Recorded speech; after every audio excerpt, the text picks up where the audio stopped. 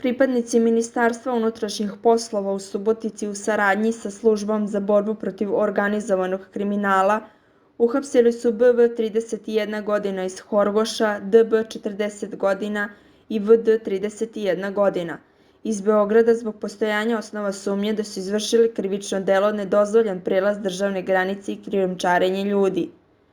Oni se sumnjiče da su u toku prošle godine sa veći broj iregularnih migranata uz novčanu naknadu organizovali prevoz i smeštaj na području Srbije, a potom im omogućili da ilegalno pređu državu granice sa Mađarskom. Policija je prilikom pretresa stanova i drugih prostorija koje su osumnjičeni koristili pronašla i oduzela mobilne telefone, koji su, kako se sumnja, korišćeni prilikom krijumčarenja ljudi. Osumnjičeni su uz krivičnu prijavu privedeni Višem javnom tužilaštvu u Subotici. Nakon saslušanja, sudija za prethodni postupak odredio im je pritvor do 30 dana.